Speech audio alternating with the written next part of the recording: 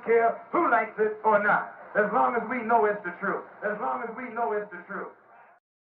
Now the point of this is, most of what we think we know, we don't know. And it's wrong. And I just want you to keep that in mind. And this is not a conspiracy theorist. This is not Jim Mars's quote. This is Woodrow Wilson, a very powerful insider, an insider who was put into office by men connected to secret societies. He knew what was going on, and what did he write?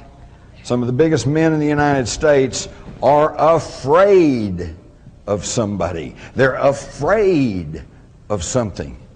They know that there is a power somewhere so organized, so subtle, so watchful, so interlocked, so complete, so pervasive that they'd better not speak above their breath when they speak in condemnation of it.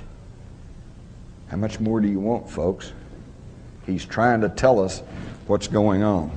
So I'm going to quickly run you through the modern secret societies and how they connect, and I'm going to try to do this as rapidly as possible to get to the really good stuff.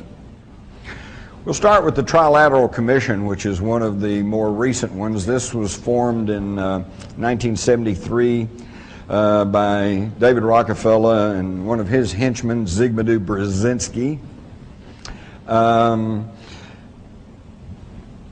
And it was obviously an outgrowth, an extension of the even older and more secretive Council on Foreign Relations, because David Rockefeller and Brzezinski were both members. All 7 original members of the Council on Foreign Relations were members of the, 7 members of the Trilateral Commission were members of the Council on Foreign Relations. So it's safe to say that it was simply a little more open, a little more public, extension of the Council on Foreign Relations. What it also did was, because of its name, trilateral, which refers to the trilateral nations of Japan at that time, to include China now, North America and Europe, the trilateral nations.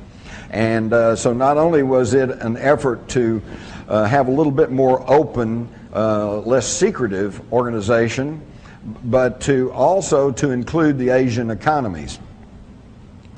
They put out various position papers, and I particularly like the one they issued in 1975, Democracy in Crisis, where they basically said and argued that, you know, there's a little bit too much democracy in the United States, and it's just really not good for business, so maybe we need to curtail that a little bit. Now that was 1975, and I asked some of you older folks here about my age, do we have more or less democracy in the United States today? Seems like that they're getting what they want. You might also notice that I found it interesting, the logo of the Trilateral Commission looks suspiciously like a stylized swastika. And that may not be my imagination, as you will soon see.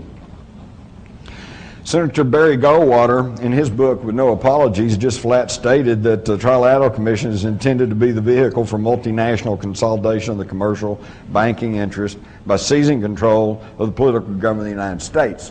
And in fact, that seems to be what exactly is going on right now, is a merging of corporate with federal government. Which brings us to George W. Bush, who I call a post-turtle. Some of you say, what's a post-turtle? Well, that's a term we have down in Texas. You're driving down a country road and you see a turtle perched up on top of a fence post. That's a post-turtle. You know he didn't get there by himself. You know somebody put him up to it.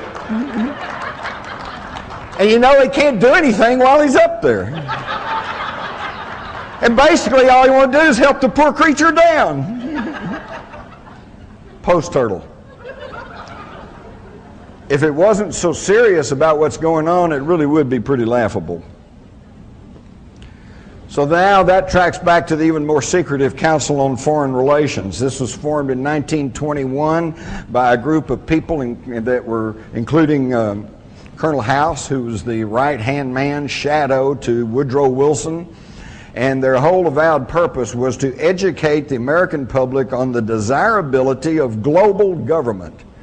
And why did they feel like they had to do that? Because they had already made their first attempt, the League of Nations.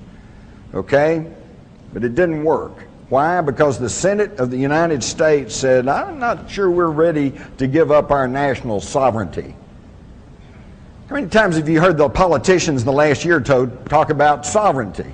They don't talk about it, do they? For that matter, when's the last time you heard a national politician refer to the republic? They don't talk about that much either, do they? And while we're here, let's stop and briefly and let's explain what I'm talking about here. Oh, all they talk about is democracy. Democracy. God save democracy. We love democracy. The terrorists hate democracy. Well, what is democracy? Democracy is ruled by the majority. What's the primary example of democracy in action? A lynch mob. Okay? Everybody says lynch him, so they do. Folks, this is not what we were handed by our ancestors.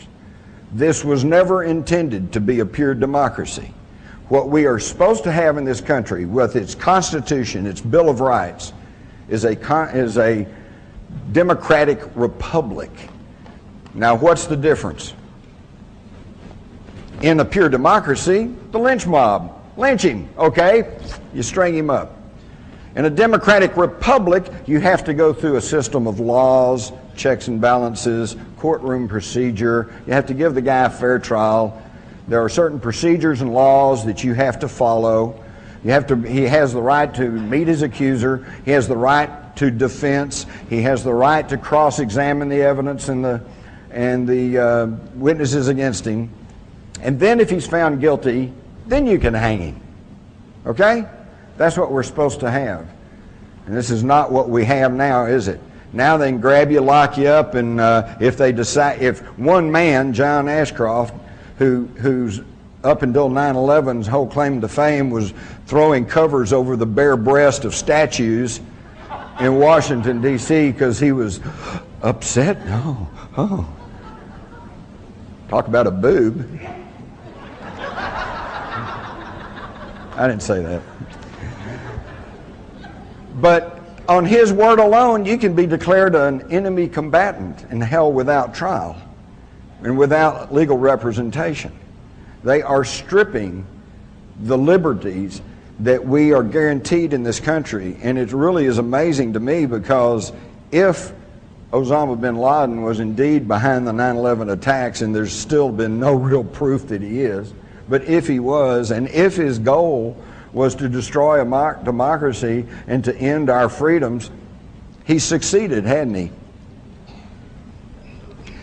But we know that some bearded guy over in a cave somewhere is not responsible for everything that's going on in the world today. Who's responsible are these people. Who's responsible are these people who have been working at this for hundreds of years. What's interesting is, notice, oops, they just cut the graphic. Can we put the graphic back up real quick? If you'll notice, over here is the CFR logo with the rider on the horse and the Roman, Latin inscription. And over here is a medallion of the ancient Knights Templars. Looks pretty close, doesn't it? Same deal. And the same objectives are going along.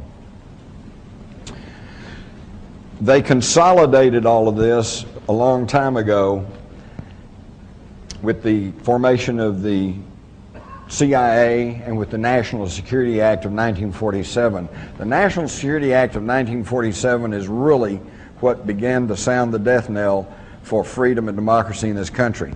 It was signed on September the 27th, I believe, of 1947, and it's really interesting to see what happened there. Now, most of the things with the National Security Act of 1947 we're all kind of familiar with. We know it separated the Air Force from the Army as a separate branch of service. We know it created the CIA. We know that it changed the words, the title of the old War Department to the Defense Department, which is a pretty slick public relations move, because if you go back and look at that old War Department, oh, who wants a War Department? But under the old War Department, we only fought 3 wars. Spanish-American War, World War I, World War II. Under the Defense Department, where we're only going to defend ourselves, yeah, we got Korea, Vietnam, Kosovo, you know, Panama, you know, Grenada, Laos, Cambodia, you know, Colombia, you name it. I think we need to go back to the War Department. We didn't have near as many wars. But within these secret societies now, and everybody that's a member of the Council on Foreign Relations, or everybody that's a member of the Trilateral Commission, they are not all sinister conspirators who are trying to take over the world, okay? A lot of them are just wannabes, you know. They want to be there. They want to be taking over the world.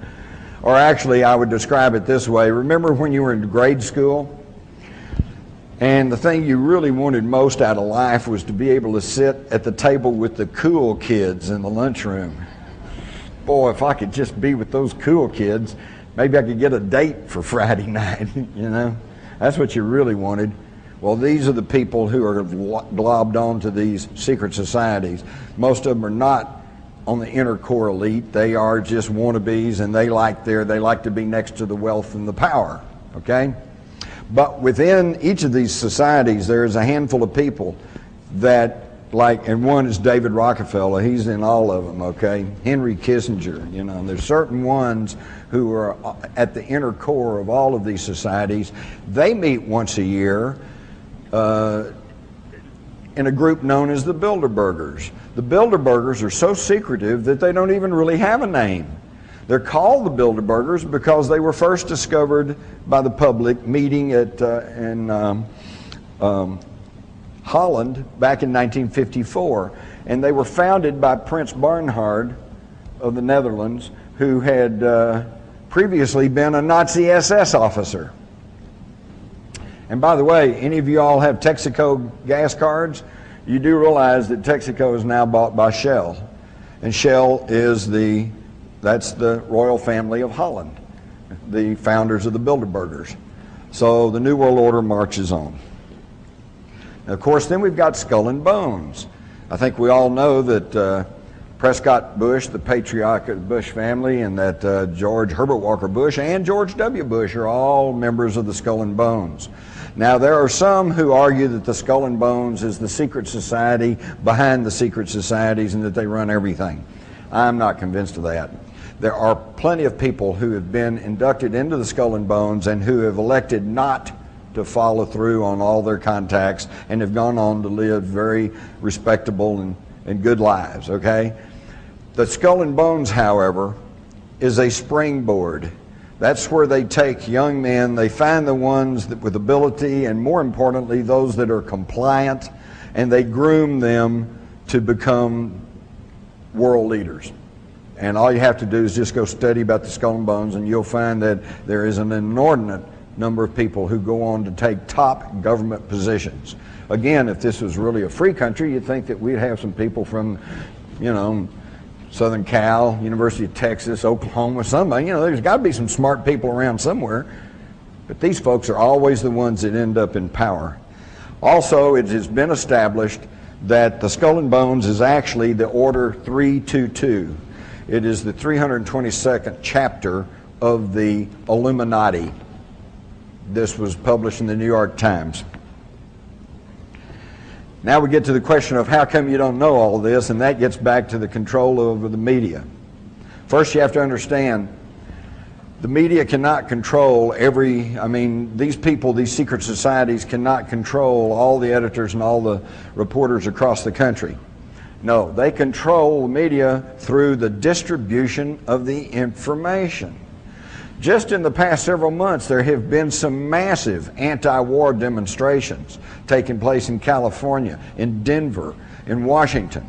And most of you have heard little or nothing about them. And when you did hear about them, 30,000 people gathering. Try 500,000. There have been massive demonstrations in England and in Germany, and you very rarely hear about that. This is because they control not the editors and publishers, but the distribution of the information. And how do they do that? I've listed two here, Time Warner and Disney. There's another couple that I could mention. Viacom is another one. Vivendi is another one. Clear Channel is now buying up all of the radio stations in this country. Clear Channel bought up Premier Radio not long back, and now two of its leading voices, Whitley Strieber and Art Bell, are no longer with us. Okay? And who owns Clear Channel? Well, it's connected to the Carlyle Group. That's Henry Kissinger and the Bush family. Okay? So they are clamping down on the access to information. And never lose sight of the fact is, I don't care how brilliant you are, if you make decisions based on faulty, erroneous, or incomplete information, you're not going to be making the right decision. At the top is a note that was written to James Tucker, who used to write for the old Spotlight, now writes for the American Free Press, and he has tracked the Bilderbergers for years. And this lady that was an ombudsman with the Washington Post sends him a note and says, well, if observations of the Bilderberg, the Trilateral Commission, Council on Foreign Relations, Aspen Institute, etc. hold true, there's much that is ponderous, but little that is newsworthy. How's that for a condescending, unthinking response? Let me put it this way. What do you think the news media's reaction would be if all of the owners of the National Football League franchises were to meet in a big hotel secretly with armed guards all around it, won't let the media in, won't let anybody in? They meet there for about a week, and then they all come out and say, sorry, I can't tell you what we talked about. Whew. Would they blow their lid or what? They'd be yelling price fixing, collusion, restraint of trade, you know, blah, they'd raise hell. But you get the leaders of commerce and banking and industry, and they meet once a year, and they hide themselves off in some big, well-guarded resort, and they come out and say, we're not going to tell you what we talked about. It makes a mockery of freedom of the press. It makes a mockery of freedom, period. We have got to start understanding who's really calling the shots, because until we understand what's really going on, how can we make any decisions or do anything about what's happening in our own country? I had to throw in this cartoon. It says, well, the CBS Viacom deal, look at what you get. Movies, MTV, radio, videos, Nickelodeon, news media, theme parks, billboards, Showtime, just about every kind of entertainment and advertising you could want. The guy says, well, what about the news? And the guy says, this is the news. This is the news. Think about it, folks. Not long back, I'm sitting at home, and I don't watch TV that much, but I happen to have it on. They said that we're going to interrupt for a news break. I'm going, okay, good. I'll get to the headline news, kind of get caught up. There were 4 stories that they put out over this 2-minute news break or whatever it is, and all 4 of them were sports stories. So-and-so won the Masters, you know, so-and-so won some football game, some baseball game. Don't get me wrong. I love sports, but sports are sports. They are not news. You can get all excited about the big game, but then next week it's over with, and who cares? And what does it really matter? It doesn't. And that's what's masquerading, though, as news. Now, these folks, it's already been said right here at this conference that these folks are really the big, brightest and the best, and they are more intelligent than we are. And it's only right and proper that they run everything, because they only have our best interest at heart. Well, let's look back over just the past 100 years. They've given us 2 world wars, 2 depressions, one acknowledged and the one currently not.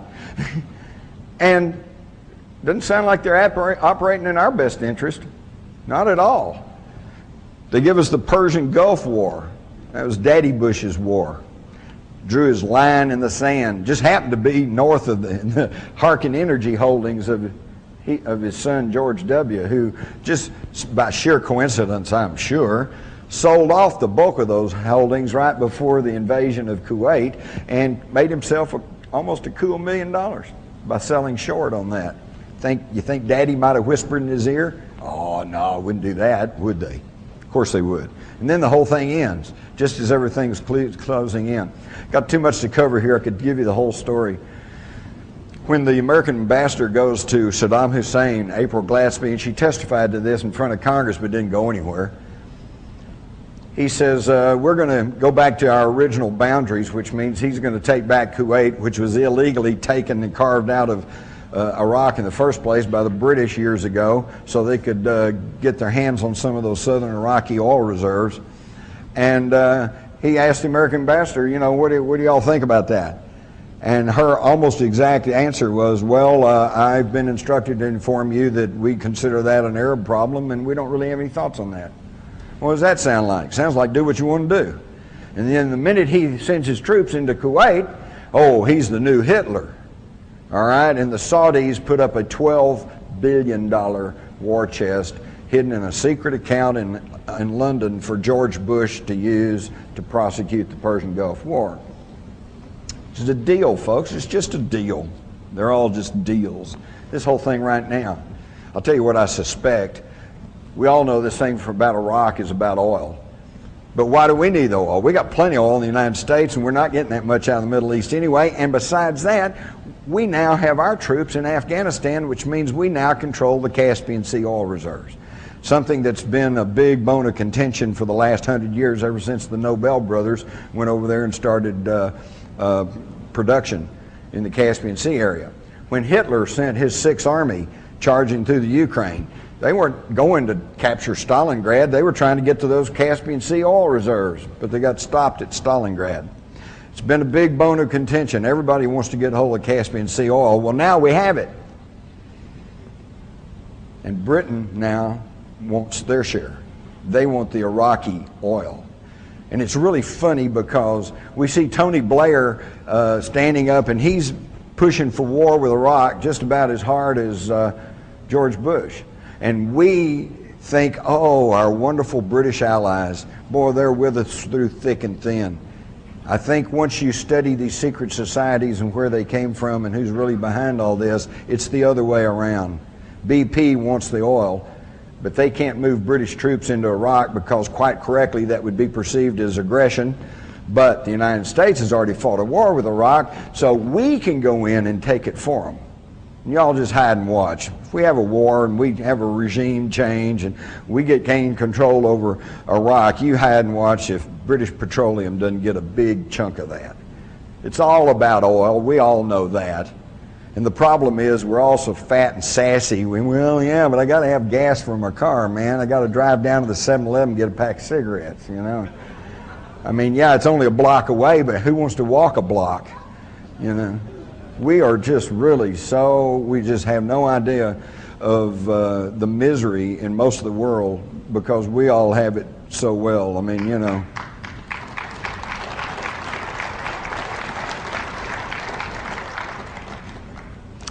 So it's all about oil, and my big complaint there is we don't need the damn oil, okay? We don't need to be on a petroleum energy basis anyway. There's so much other things we could be doing. Do you realize that with just some tweaking of the intake jets in your carburetor, you could be running your car on hydrogen? And hydrogen does not cause any pollution. And hydrogen is the most plentiful substance on the planet. Think about it. This is a water planet. H2O, 2 parts hydrogen, 1 part oxygen. We could be burning hydrogen. We don't even need the damn oil. But no, we're going to go over there and kill a whole bunch of people and probably our own troops. And look what's happening with the Gulf veterans right now. They're all coming down with all kinds of sicknesses, probably because of the contaminated vaccines they got. Also the depleted uranium shells that were lying everywhere, giving them a radiation dose that destroys their immunization system, not to mention the oily smoke and petrochemicals hanging in the air. And do you think that a new war with Iraq's going to be any better? Never mind the massive casualties that Iraq's going to suffer. Wait till our guys come back in another 20 years and they'll be raising hell about their health problems. And what's the government going to do about it? I'll tell you right now, not a damn thing. Let me tell you something. When I was in the Army, this just really gets my blood to boiling when I think about this. When I was in the Army back during Vietnam, we'd get C rations, and in the C rations, along with the powdered milk and this, that, and the other thing, was a little packet of cigarettes. You get 5 little cigarettes. We always thought that was cool, free cigarettes. And those who didn't smoke would swap them around to those who did, and it was almost a medium of exchange. And that practice goes way on back even through World War II. Where do you think all those guys in World War II got the smoking habits? Because the Army gave them free cigarettes. And now under the Clinton administration, when some of these guys who put their life on the line to fight for freedom and democracy in World War II, and they start coming down with emphysema and lung cancer, and they go to the VA under the Clinton administration, they ruled that that was a self-inflicted disease and that they would not treat the veterans. That's shameful, folks. That's shameful. You give your soldiers cigarettes all through their career, and then you won't treat them when they get a health-related problem? Unconscionable. But that's what happens when you let these secret society creeps run your country. Going back past the Gulf War, and now we get back to Vietnam, and Lyndon Johnson and his wise men, okay? He surrounded himself with about 12, 14 guys, and they were every one of them Council on Foreign Relations. In fact, Vietnam, the thing I never could quite figure out is why were we fighting 9,000 miles away from the shores of the United States? Well, let me tell you why. Because right after World War II, the Council on Foreign Relations published some papers that were saying we needed to gain control over the mineral resources of Southeast Asia, which at that time was called French Indochina. All right, but then in the spring of 1954, the French got defeated at the Battle of Dien Bien Phu, and they withdrew from French Indochina. Within weeks, John Foster Dulles, a founder of the Council on Foreign Relations, and who was then Secretary of State to Dwight Eisenhower, goes to the Philippines and creates something called the Southeast Asian Treaty Organization, SEATO. And he later explained that he did that to give the American president the legal precedent for intervention in Southeast Asia. That was the beginning of the whole thing. Now, is he acting on the best interest of the United States, or is he acting on the best interest of the Council on Foreign Relations that wanted control over those mineral resources? And of course, I don't have to tell you what happened. 58,000 American lives later, we finally slunk away with our tail between our legs, defeated by a bunch of guys in rubber sandals, thanks to the wise men. And in the middle of this, when our guys are dying in the jungles of Vietnam, who's over in Russia but David Rockefeller meeting with Khrushchev?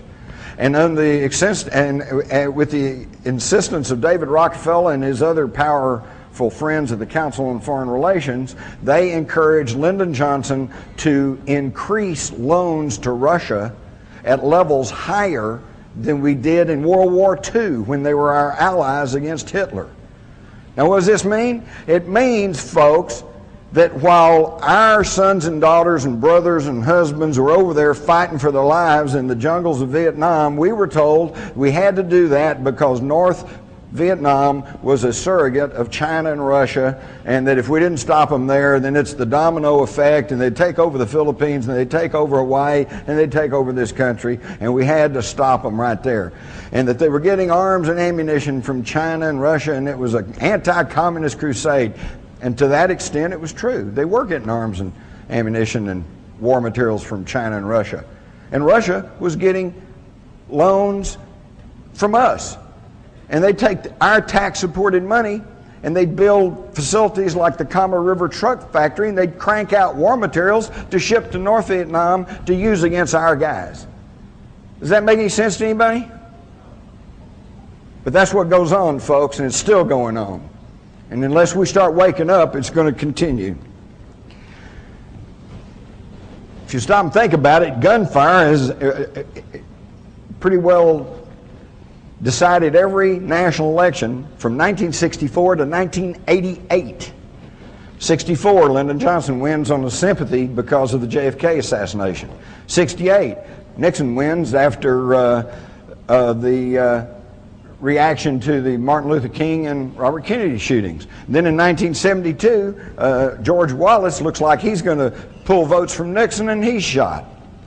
1976, Carter wins after there were assassination attempts on Gerald Ford. And then in 1980, Reagan is elected after an assassination attempt on Jimmy Carter. Jimmy Carter? You don't remember the assassination attempt on Jimmy Carter? Why, he had asked for national TV time in the late spring of 1979, and he was going to announce some sweeping changes in government, including curtailing the CIA. But then he goes to Los Angeles, and he's attacked by Raymond Lee Harvey and Oswaldo Ortiz. So Lee Harvey and Oswaldo were going to kill him in Los Angeles. There it is. You saw it in the Newsweek article, but you don't remember that, do you? Because it didn't get distributed in the news media. And right after that, he canceled his national TV talk, went to a seclusion at Camp David, called in everybody up to and including Billy Graham, and said, "I've lost control of the government." And he was out, and Reagan was in. And 2 months after Reagan was elected, he's shot. And if that bullet had been that much closer, it had hit his heart, and we would have had George Bush 8 years earlier. People don't think about that, do they? Oh, well, I guess that's a conspiracy theory.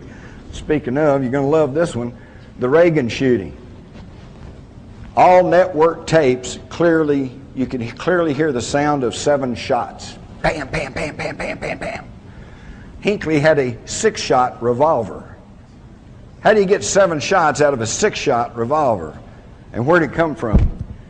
Up there circled in red, the bullet that struck Reagan was at a downward trajectory. Go back and check the media. They accurately reported that. And Hinckley, though, is standing level with him over here in the crowd, back over here beyond that policeman. Up here is a sliding glass door with a human figure crouched behind that door. Was this the person who actually shot Reagan? We don't know, because there's never any investigations, because all that's just conspiracy theory. But of course Reagan was shot, and for months the person who was really in charge was George Herbert Walker Bush. You're going back to Korea, you find out that Russian generals were running the Korean War on both sides. Does that make any sense? And yet the bulk of the Allied troops was our guys. United States military supported by our tax dollars.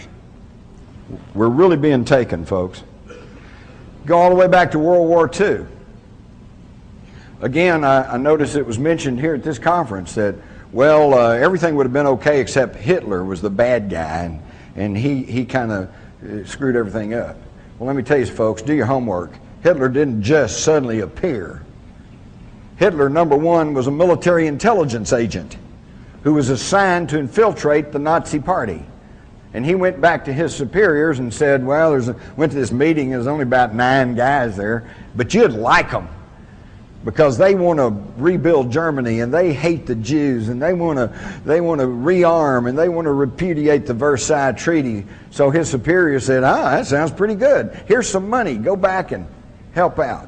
So they created Hitler. And then as he began to gain more power, who was behind him? Another secret society, the Thule-Gesellschaft, or the Thule Society, made up of some of the leading industrialists, leading intellectuals in Germany at the time. People, and also people who had an intimate working knowledge of the occult. All right?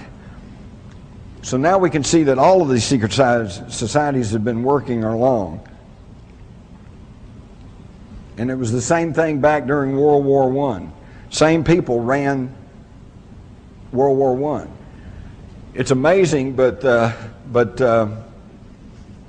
the time of the Russian Revolution, where was Lenin? He wasn't in Russia. He was in Switzerland. Where was Leon Trotsky, the communist key philosopher? He wasn't in Russia. He was in New York City working for Wall Street capitalists. And they gave him money, and they gave him all kinds of support to go into Russia and take over a popular uprising and change it into a communist government. Lenin was the same thing. We all know that he was put on a sealed railroad car and traveled through wartime Germany that was at war with Russia, and was sent on into Russia to take over the government and set up the communist system. And one of the people who helped facilitate that was a leading banker in Germany who also was very highly connected with German intelligence, and that was a fellow by the name of Max Warburg. Now, don't you find it passing strange that in World War I, Max Warburg, who was head of German intelligence and a big leading banker there in Germany, his brother, Paul Warburg, founded the Federal Reserve System in our country, and at that time was head of the financial end of World War I for the United States of America. Does nobody find that amazing? Here he is, Paul Warburg, and here's the house on Jekyll Island where the plans were laid to instill upon us the Federal Reserve System, which is neither federal nor has any reserves. All right? It is a system of 12 banks. It's a system of 12 banks that are in turn owned by other private banks. And in fact, most of the studies that have been done show that the majority of ownership in the banks that control the Federal Reserve are held by people who are not even Americans. Think about that one. I could get into money and the whole thing, but let's keep going. Here's the original Federal Reserve Board, and there's old Paul. He headed up the original Federal Reserve Board. And here we see Woodrow Wilson and Colonel House and his wife. And this is where it begins to tie into the older secret societies, because as I pointed out, Trilateral Commission connects to the CFR. The Intercorps leadership is Bilderberger. The CFR was created right after World War I by Colonel House, Bernard Baruch, and others to try to sell us on the idea of globalization. And these folks had been members of the old Cecil Rhodes secret society called the Round Tables. Here is a cartoon from 1911 showing Karl Marx shaking hands with J.P. Morgan, George Perkins, Teddy Roosevelt, John Ryan of National City Bank, John D. Rockefeller, and Andrew Carnegie. They financed communism. They created it. Why? So they could play both ends against the middle. Think of Cold War. And now it's over with. And think of the billions of dollars that were squandered on that Cold War. Think of what this country could be today if we'd spent that money building schools and upgrading education, upgrading health facilities. No, that was not going to make them money. So see, back in 1911, those old folks knew better about what was really going on than we do today. And this is just a little graphic showing the New World Order and how that it tracks on down. You can take a look at that. I do want to mention the Hegelian dialectic. That sounds pretty fancy, but basically all it is just action, response, and then synthesis, whatever you work out. You all do this all the time. You and your wife or husband decide you want to go to the movies. One of you says you want to go see movie A. The other says, no, I don't want to see that. I want to see movie B. Okay? Well, the one who wants to see movie A, that's thesis. That's his thesis or her thesis. One says, I want to see movie B, that's antithesis or antithesis, the antithesis. Okay? Now, then you work it out. If you're like me and my wife, what we usually do is end up going seeing movie C, which is second choice for both of us, but it's one we can agree on. That is synthesis. And that's how it works. And all Hegel did was simply kind of work out this formula for human interaction. But where the secret society folks took a leg up on it is they figured out you don't have to wait for a problem and then offered a solution, and then how it works out is what you get. You create a problem. You create a problem, then you offer the solution, and then whatever's worked out, you got it. When the Murrah Federal Building was bombed, they had anti-terrorist legislation pending in Congress, and some of it was pretty draconian. It was going to just shred the Constitution, and most people were going, wait a minute, I don't know. They weren't going for it, and it was hung up. It wasn't going anywhere. Boom, federal building in Oklahoma blows up. I'm not going to go into that, but most of you know there's a whole lot more there than Timothy McVeigh and his little fertilizer bomb, okay? But boom, it goes up. All right, now you got a problem. And what's the solution? Got to pass all this anti-terrorism legislation. But then that's a problem. So what's the solution? Well, you work on it, you water it down, and it still got passed. Not to the extent they originally wanted, but it got passed. And it's the same thing that we knew the communists did for years. 2 steps forward, 1 step back. 2 steps forward, 1 step back. This stuff they've rammed through over the past year, Homeland Security, Patriot Act. You hide and watch as the years drove on, unless they pump us up again with some other terrorist act, which they're liable to if we start balking at everything. But courts will begin to throw some of that stuff out, and the thing will start coming back into balance. Already there are 60 cities in the United States that have passed ordinances that are ordering their local police and law enforcement people not to enforce Homeland Security and Patriot Act provisions because they're unconstitutional.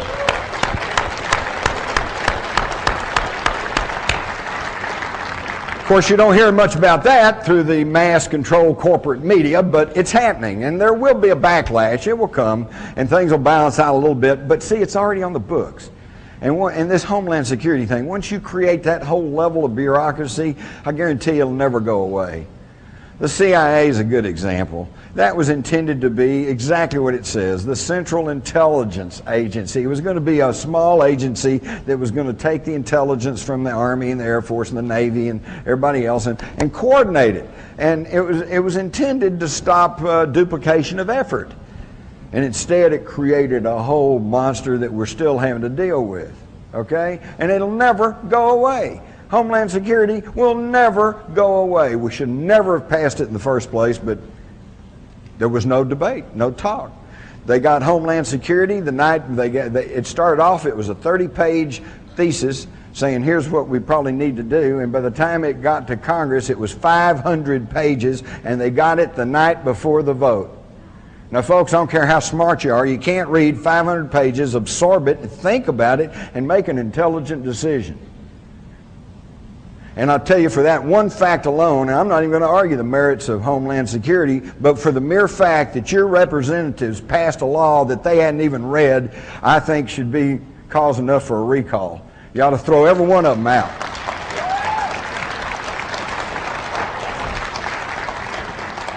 Because what's the first thing a lawyer will tell you? Never sign anything until you've read it. And these guys passed the Patriot Act and the Homeland Security, and they didn't even read it. They had no idea what they were passing. Does any of y'all remember back about 1997 or 1998, there was a little furor that got going over something called a banking program called Know Your Customer. Anybody remember that? Yeah. And the whole idea is that your bank was going to have to turn around and be a snitch to the federal government. If your deposits somehow were a little bit different than the normal, or if you withdrew an inordinate amount of money or whatever, they were going to report you, be required to report you. And they were going to keep massive personal information files, okay? Your wife, your family, et cetera, et cetera. But that kind of got public, and everybody went, wait a minute, we're not going to put up with that. And sure enough, they kind of backed off, and we all felt real good, right, that they didn't get that through. It's in Homeland Security. It's in there. It's happening. And you never got to vote on it, did you?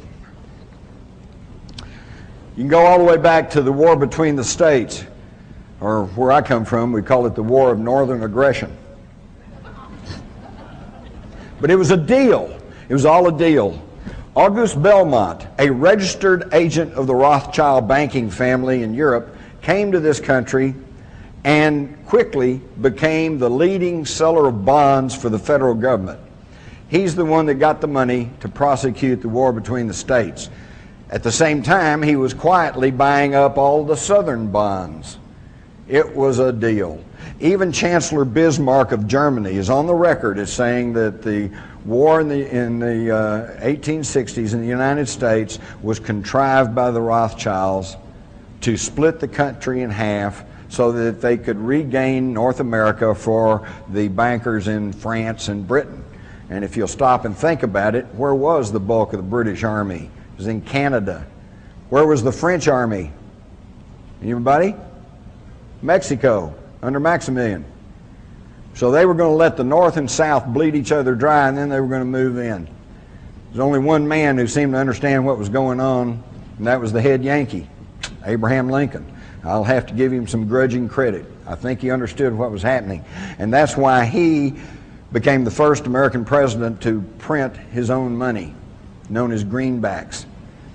Do you know there's only been one other president in the history of this country that tried to print interest-free money? John F. Kennedy. June 1963, he ordered the issuance of $6 billion in currency, not through the Federal Reserve System, but through the United States Treasury. I have a $5 note. It says Series 1963. It's got red ink on it. It says United States note. It doesn't say Federal Reserve note. And I don't think it's a coincidence that both of those presidents were shot in the head.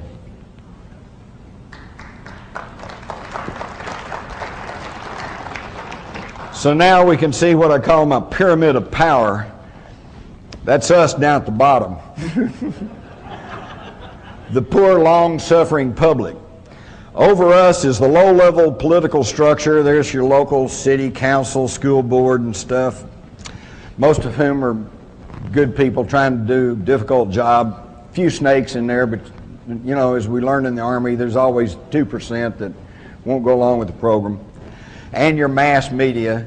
And this thing maybe that disturbs me most about the mass media, having worked in it, it's not that they're bad, it's not that they're liberal, it's not that they're conservative, it's that they're dumb and they're lazy, okay? They don't want to work, so they will not go out and really pursue a story or look past the superficial explanation.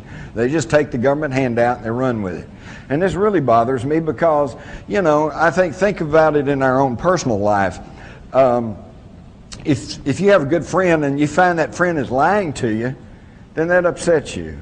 But that's a friend, so you try to forgive them and you try to rationalize and think, well, maybe they just didn't understand. Then you catch them lying to you again. Well, now it's going, boy, I don't know. Third or fourth time they lie to you, they're no longer your friend, are they? I used to just say, I don't want to have anything to do with that person. He's a liar. Well, the government has got caught lie after lie after lie after lie, and still they come out and say something and the news media just runs with it as if that's the gospel. And then it takes 6 months, 6 years, 40 years for us to find out that it was all a big lie. Then you come on up to your military intelligence agencies and your high-level political structure. Then you come on up to the multinational corporations and the hub of the New World Order, the United Nations, and its now military arm, NATO. Okay, and then you come on up through the Council on Foreign Relations, and you notice they're not even at the top of the pyramid, because you get up higher and it even gets higher, and then you get up to John Coleman calls the Committee of 300, others call the Illuminati, and then you got a big question mark, because who's telling those people what to do? Now we start into real history. I'm not going to really belabor you about Freemasonry, other than to tell you that you might want to be aware that the first third party in the United States was the Anti-Masonic Party. And they broke the back of Masonic Freemasonry back in the early 1800s, and it never quite recovered until after the Civil War. Within Freemasonry, this isn't my theory, this is what Masonic historians and writers will tell you, if they're honest. There's a huge outer circle. Well, first let me say this. There's a tremendous difference between European Freemasonry and American Freemasonry. The European Freemasonry is much more sinister and has much more ties to politics and to the Illuminati.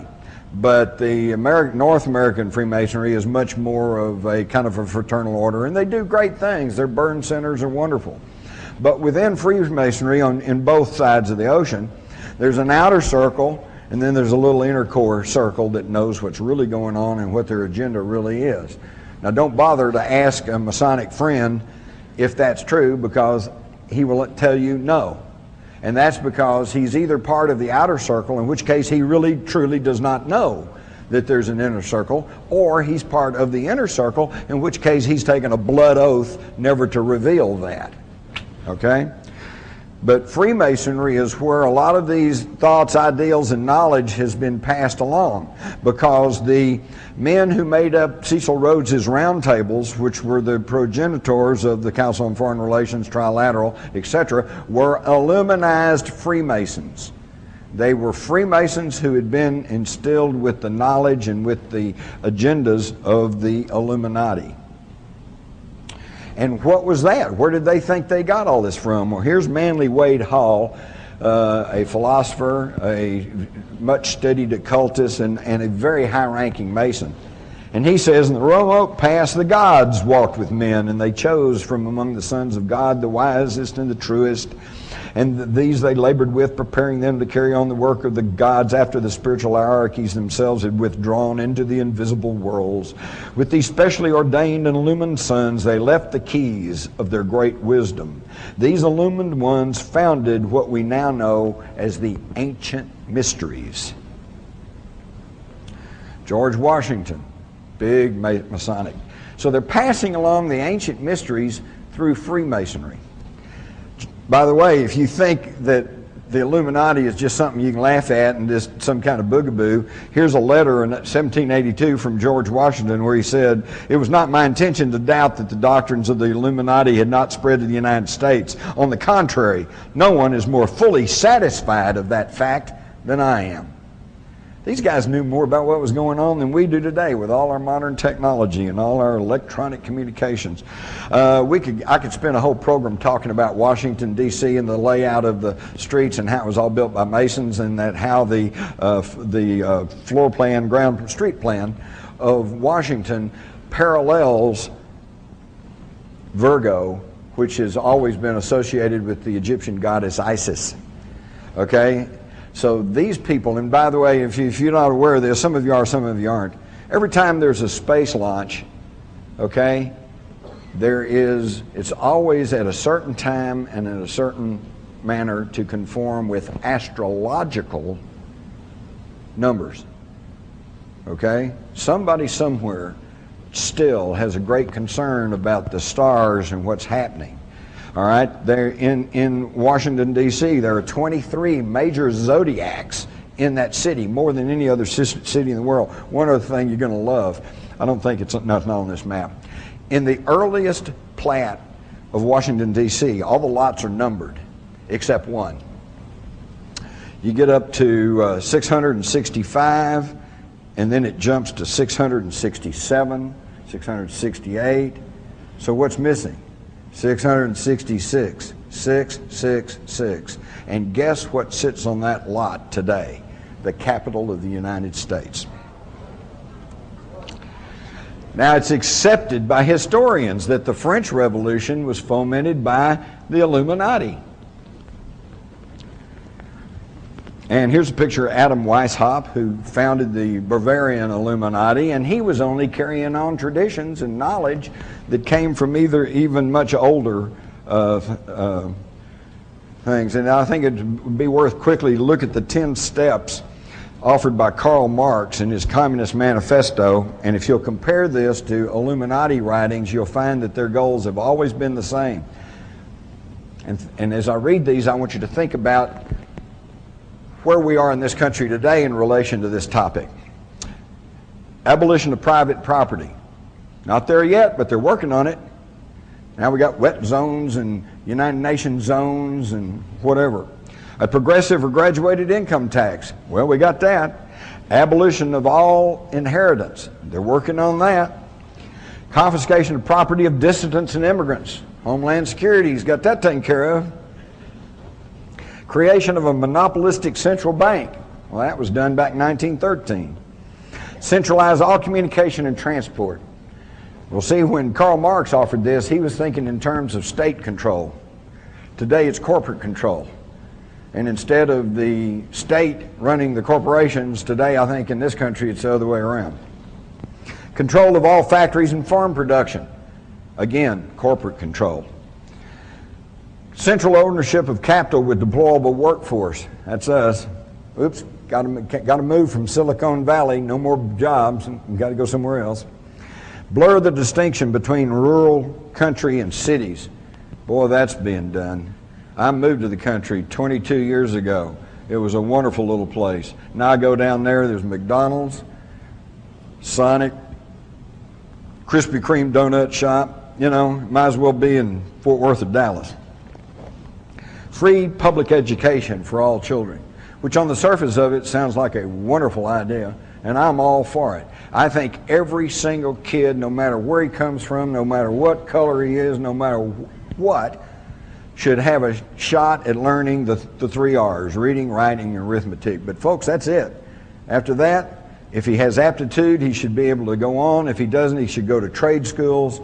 This thing, education has turned into a huge monster.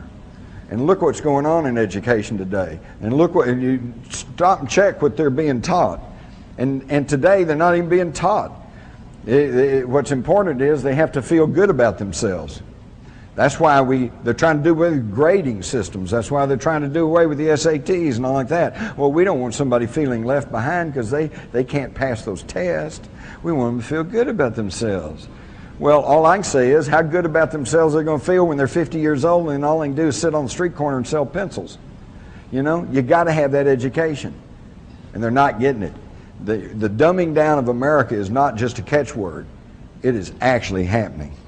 So all of these things that were advanced by the Illuminati long before even Karl Marx are all agendas that are still being pushed along on us.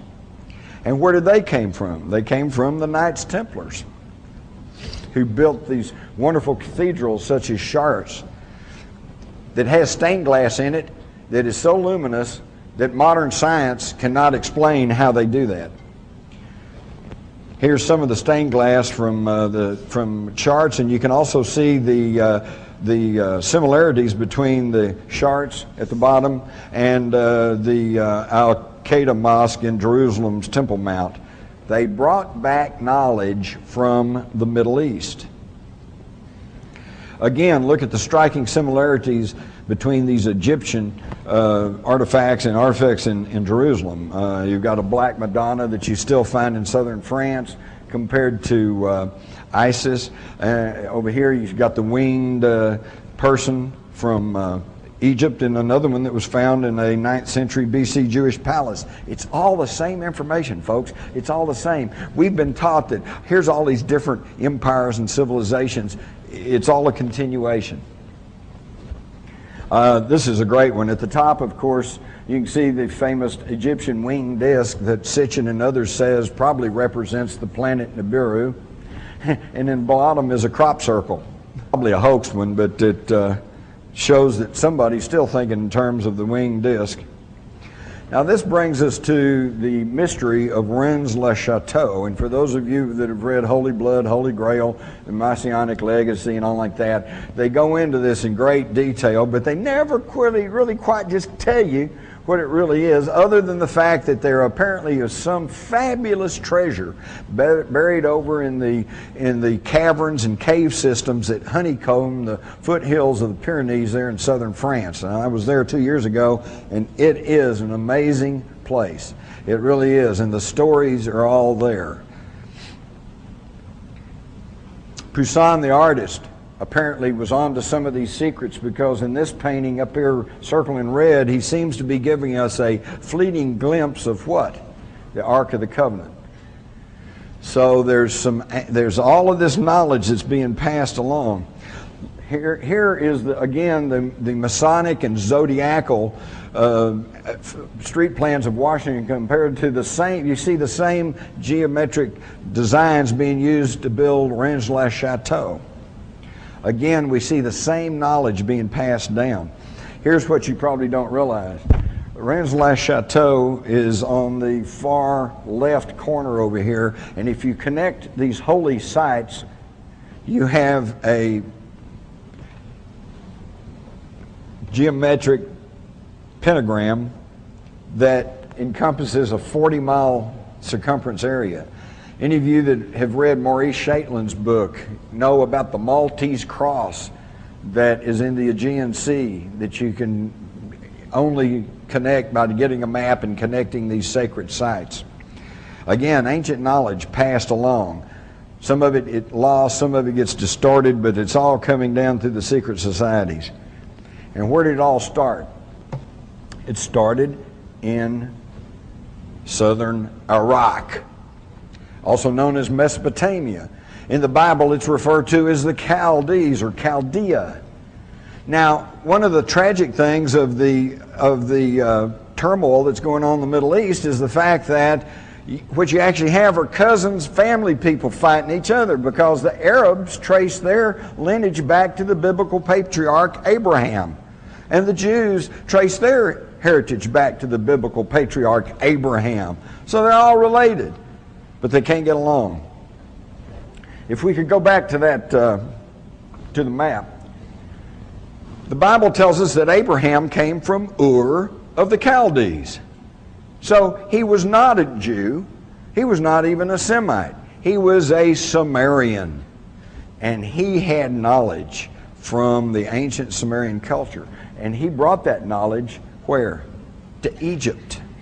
This is where the great Egyptian civilization got started, with the knowledge that was brought out of Mesopotamia. Now we get to the question, and now the rest of it, more knowledge was brought by Moses. Except who was Moses? There is a very cogent argument to be made that Moses is not a name, it's a title. Moses, meaning the pretender to the throne, the one true heir. And now we go and we look at the story of Moses. Oh, he was hidden away as a baby. He was placed in a basket of bulrushes, floated down the river to relatives, raised by foster parents, educated as an Egyptian, believed in the one true God. Now, you know what? If you go back and study about Akhenaten or Amenhotep IV, you find that it's the same story. Hidden away as a baby, placed in a basket of bulrushes, floated down the river, raised by foster family. The foster family were Hebrew slaves. Well, you all know, any of y'all who have adopted or are adopted or are adopting children, your real parents are who raise you, not who gives birth to you. Okay, we all know this. So Amenhotep is raised by Hebrews who instill in him the idea of a one true God. And when he assumes the throne as Pharaoh, he changes his name to Akhenaten, meaning the one who worships Atem, the one true God. And even in the Bible, it says he was an Egyptian or had great knowledge of Egypt, was very powerful in Egypt. How does a Hebrew slave get that?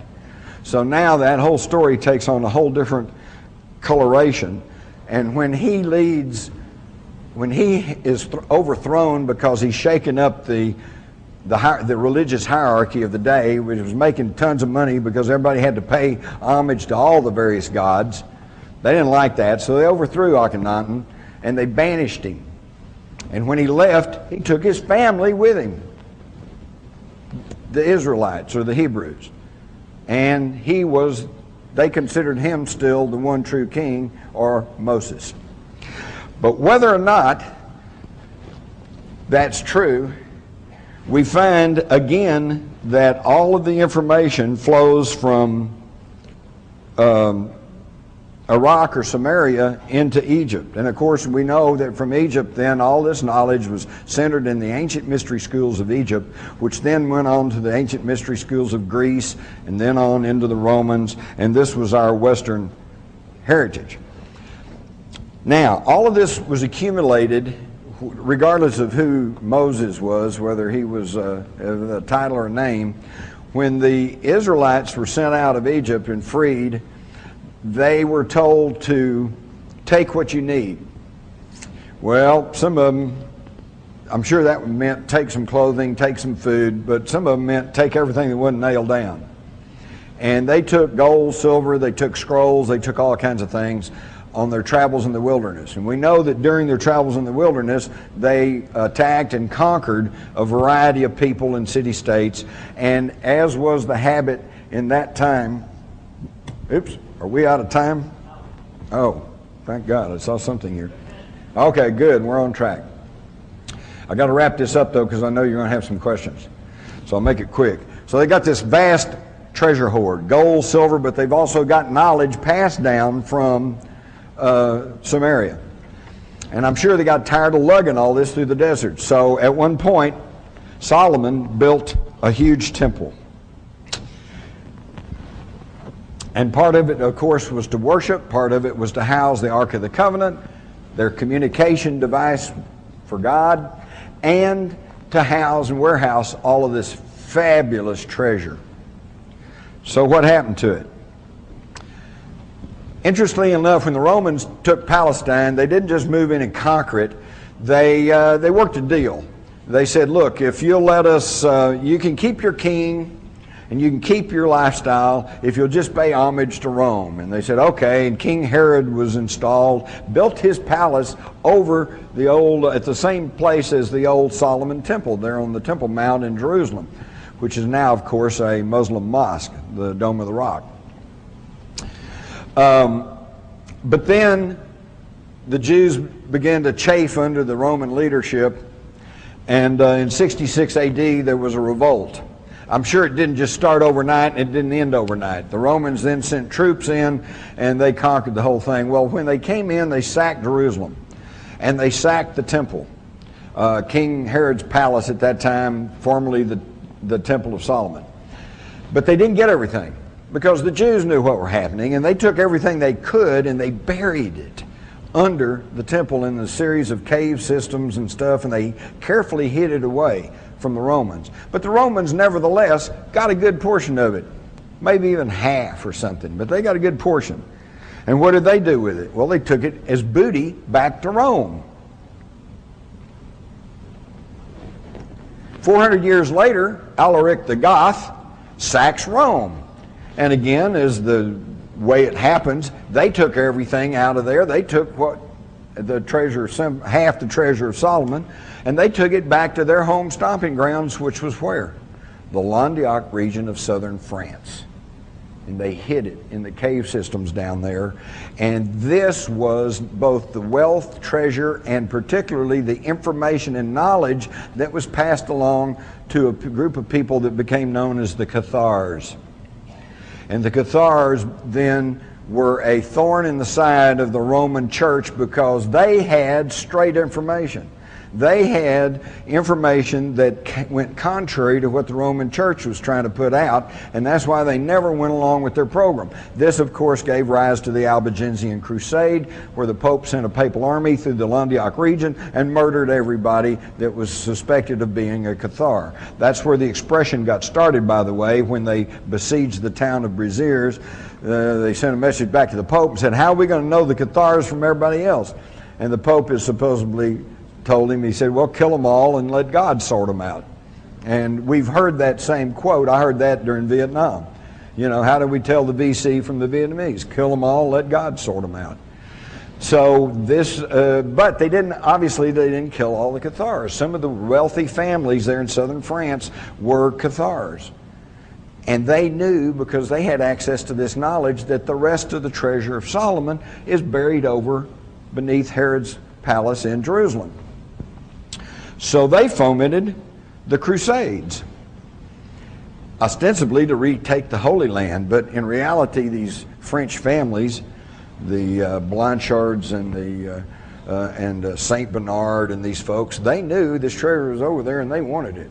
And so sure enough, in 1099 they conquered Jerusalem, and who shows up but 9 knights from southern France, all connected to these Cathari families. And they say, we want to form a new military order called the Knights of the Temple. And so King Baldwin says, okay. And so he allows them to form the Knights Templar. And they were supposed to be guarding the roads there, but they never did. What they did was excavate under the temple and regained the rest of the treasure of Solomon. Again, not only a treasure of gold, silver, and precious stones, but a treasure of knowledge. And they hauled it from Jerusalem back through Rome and back into the Languedoc region. And now at this point, the treasure of Solomon is reunited and hidden away in southern France in the area of Rennes-le-Château. That's what the mystery's all about. That's the treasure. Now, whether Father Saunier ever actually found the treasure is open to question. I suspect not. But he knew that that's what it was all about. He knew that this was in the right area, and that's why he was suddenly wealthy and all the strange things went on with Rennes-le-Château. And this was just a picture of the knights that they showing their Maltese cross. And of course, then the Pope goes after the Knights Templars because he knows that they have dangerous information plus wealth. What happened to the reunited wealth near Rennes-le-Château? In March of 1944, Otto Skorzeny, the guy in the cap with the binoculars, leads a battalion of SS troops to southern France, working off of the notes and publications of a German named Otto Rahn, who had been to Rennes-le-Château several times in the 20s and 30s and had working closely with Heinrich Himmler and his SS group that was heavily involved in the occult.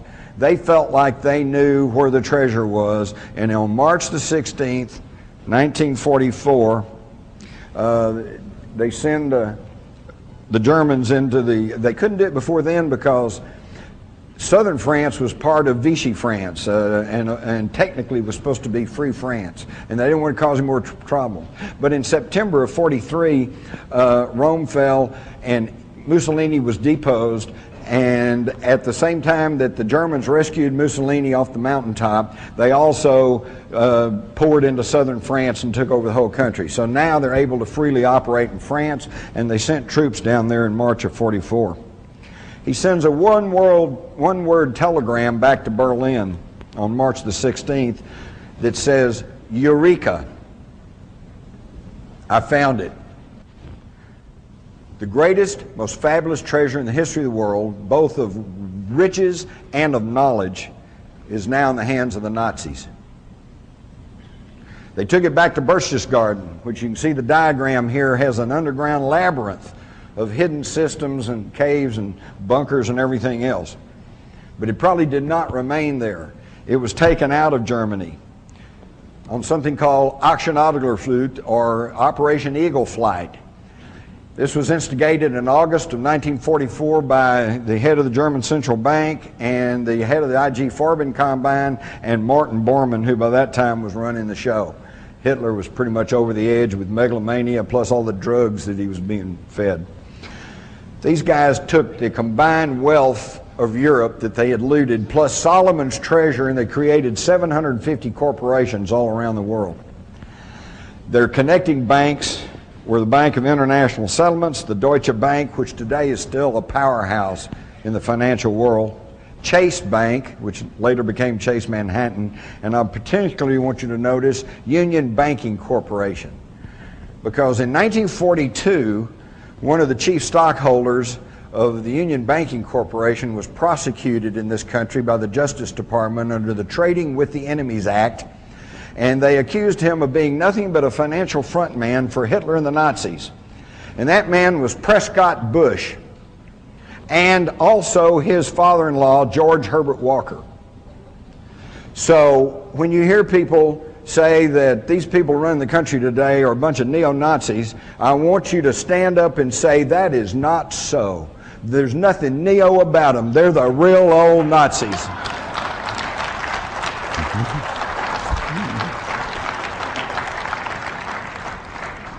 And the attorneys for the Schroeder Bank, which was one of the chief connecting banking operations, was a law firm in New York, Sullivan and Cromwell, and their leading attorneys who worked with the Nazis was John Foster Dulles and Allen Dulles. John Foster Dulles, Secretary of State under Eisenhower, the guy that brought us the Vietnam War, and Allen Dulles, of course, who was one of the longest-running CIA directors, who then sat on the Warren Commission to determine what happened to John Kennedy. If you bloggers self-organize and attach yourself like leeches to specific issues, corporations, organizations, challenges, whatever, you will be the intelligence Minutemen of this century. The power is in your hands. There aren't enough guns to kill us all, and Halliburton can't build the jails fast enough to keep us down. Bloggers, as Linux is organized, where you grab onto an issue or something and you are part of a structured citizen journalism blogging thing that lets no evil doing go unnoticed, that rules. So I think we're at a turning point. I think we're at the very beginning of a historic tidal shift in power, restoring the Constitution. I don't know how many of you are following this, but the Comptroller General has told Congress the United States of America is insolvent. We're out of Schlitz. We literally have no money to make it to the next decade. Now, there's some very easy solutions. I could eliminate all income taxes tomorrow and have more than enough money to fund the government by using some other guy's bright idea. We tax the Federal Reserve at 0.0006, doubles our money until we decide to put them out of business permanently, because we certainly should not have central banks. We've put together an electoral reform pledge, and it's my view that any member of Congress, any member of the Senate that refuses to sign both the constitutional pledge, supporting the Constitution, and the electoral reform pledge should be put out of business. And I believe that will be 95% of all of these people. It may be time to literally dump Congress on its ass and start over. The government has gotten stupid to the point that it can't write a statement of work. And so they ask the contractors to write a statement of work, and the contractors write a statement of work saying, you need more of what I haven't been able to sell. And the government says, oh yeah, right, good. Put it in the budget. This is real shit. I can crack all 10 of the top-level threats to humanity in less than 25 years for less than 1/3 of what the world is spending on the military. Blog that. And I will tell you the price of buying back the United States government, it's $500 million a year. In the early 90s, Newt Gingrich and the Republicans got together. Their plan is now on the street. It's been exposed by a Columbia professor. They concluded that they could buy the United States government from school board to State House to White House for $300 million a year, and by golly, they did. And every single member of Congress is impeachable for having abdicated their Article I responsibilities under the Constitution and serving as foot soldiers. And try to wake people up and impart this knowledge to them, and find out that they just have walls built in front of them. They want to be slaves. But we're making some chinks in those walls. You too can have a free press, and that's what it's going to take to get this country back without bloodshed. And I'm going to tell you right now, unless we can be successful in creating a real free press, where the American people get different viewpoints other than those expressed in the establishment-controlled media, there's going to be a civil war in this country, and it's going to come soon. The only thing that can stop it is by waking up vast amounts of sleeping people. Sheeple is what they are. They are following the Judas goat right into the shearing pins, and from there they will go to the slaughter, and they will not know that anything is wrong until they smell the blood of the sheeple in front of them. That's why, in a White House memorandum, I was named as the most dangerous radio host in America, not because I'm going to go out and shoot somebody, but because I shoot documented facts which cannot be refuted. That's why. That's what's dangerous. Seek ye the truth, and the truth will make you free, and nothing else will do it. Jesus Christ has never lied to anybody. Why won't you listen to him? Don't spread a rumor. Spread the truth. Document it. Prove it. Make it irrefutable, and you too will become dangerous to those who admire us in lies and enslave us. Do you think that we'll ever see a day when there's enough people in this country that understand that simple, basic, essential concept in money that things will change? Well, I do. Do you? And some of our callers tonight demonstrated that, while others, particularly the one that wanted to know where's the money going to come from, still don't get it. Where's it going to come from? Well, it's going to come from a group of private banks that are going to essentially make a huge profit for the privilege. That is the key to our problems, folks. And until we all get that, we're not going to make any change. And that's really what I hope we do. And I read today that the IMF, the International Monetary Fund, may have to resort to printing money as a special drawing rights. SDRs, yeah. SDRs. Now, It's the same people that own the IMF. Yeah, IMF was established. Same people. Yeah, same people. Yeah, and IMF and Bank of International Settlements, although sometimes they operate at odds. But the IMF was given the ability to have special drawing rights from our Treasury. So when they write a special drawing right, they write, pay to the IMF one special drawing right.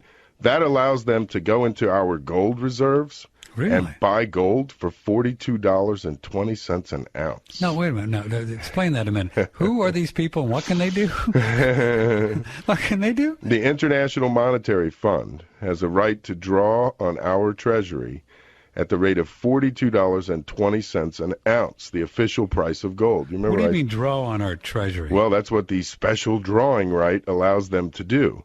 So instead of saying we're going to give them $1 billion, it's much cheaper if you just say, oh, well, at $42.20, they're only taking $40 million. But in reality, what they've really gotten is gold that's worth $900 and change. But in their world, a special drawing right and $1 are pegged at $42.22. And who owns the IMF? Well, it's a member banks that own the Federal Reserve. They just own it on a bigger scale. This is a worldwide organization. Yes. I cannot believe we the people. How did it ever get this screwed up? Well, we weren't paying attention. We took our eyes off the ball in the, basically with World War I and World War II.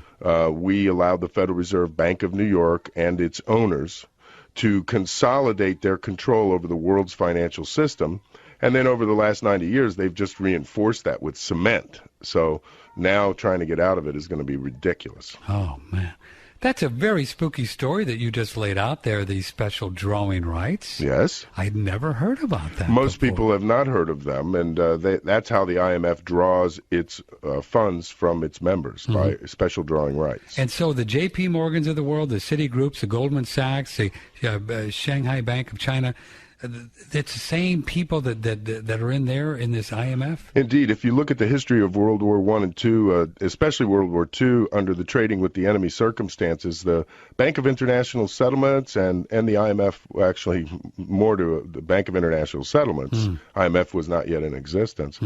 The BIS actually sat around the table during World War II with representatives from the Bank of England, the Federal Reserve Bank, and the Bundesbank and the Bank of Italy. So, while on the battlefield they're killing each other by the thousands, inside the boardroom it's all business as usual. And, no crisis in the boardroom. Always about the money, isn't it? Yes, it is, yeah. Just follow the old money. All you have to do. They came on TV every day and told us, a depression is coming, a depression is coming, and people stopped spending money. We bought it. We said, okay, give the banks our money, give the private companies our money, anything to stay out of depression. And they saved Goldman Sachs, they saved GM, they saved Fannie Mae and Freddie Mac. Those companies are going to be making money hand over fist pretty soon. And the American taxpayer is going to be paying off that debt for the rest of our freaking lives, for 100 years or freaking more. And they want to say, they have the audacity to come on TV and say they saved us? This is AIG, Goldman, and you know what? The Bavarian Illuminati, the Trilateral Commission, Goldman Sachs, and the Queen of England are not all bad.